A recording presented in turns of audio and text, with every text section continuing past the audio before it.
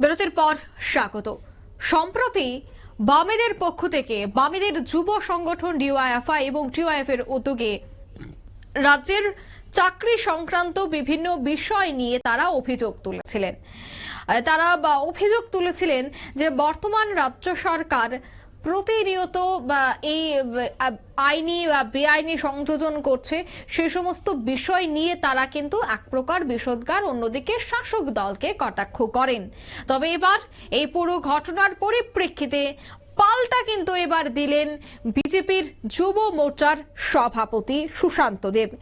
আজ এক অনুষ্ঠানের পর সাংবাদিকদের মুখোমুখি হয়ে তিনি ঠিক পাল্টা কি অভিযোগ করলেন শোনাচ্ছি।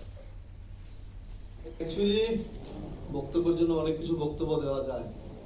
যেই তথাকথিত স্বঘোষিত যুবনেতা মিডিয়ার সামনে বক্তব্য দিয়েছে, আমাদের প্রেস কনফারেন্সের সঙ্গে ওনাদের বক্তব্যের কোনো মিল নেই। তার পাশাপাশি ওই যুবনেতা নিজের পরিবারকে চাকরি দেওয়ার জন্য যে একটা অপচেষ্টা করেছিল, সেটার প্রতিবাদ 2014 সনে কিন্তু ওই দলের পার্টির ছাত্র যুব সংগঠনের নেতৃত্বও করেছে। এটা আপনাদের সংবাদ মাধ্যমে আমরা পেয়েছি, এটার কপি আপনাদেরকে দিয়ে দেব। এবার বিষয়টা হলো, আমাদের সরকার আমাদের যুব সংগঠন যুবকদেরকে সঠিক একটা দিশা দেখাতে চায়, ওনারা যুবকদেরকে বিভ্রান্ত করার চেষ্টা করছে। এবং ওই স্বঘোষিত যুবনেতা, আমি ওনাকে অনুরোধ করব, উনি আমার বিশালগড় নিয়ে কথা বলেছে, আসুন আমার বিশালগড়ে দেখুন মানুষের সুশাসন, দেখুন ডেভেলপমেন্ট। আপনাদের সময় আপনারা নেশাকে শিল্প করেছিলেন, আপনারা গাঁজাকে শিল্প করেছিলেন, আপনারা বিভিন্নভাবে যুবকদেরকে ব্যবহারে পরিচালনা করেছিলেন। আর আমরা যুবকদেরকে সঠিক দিশা, সঠিক লক্ষ্যে পৌঁছাতে চাই।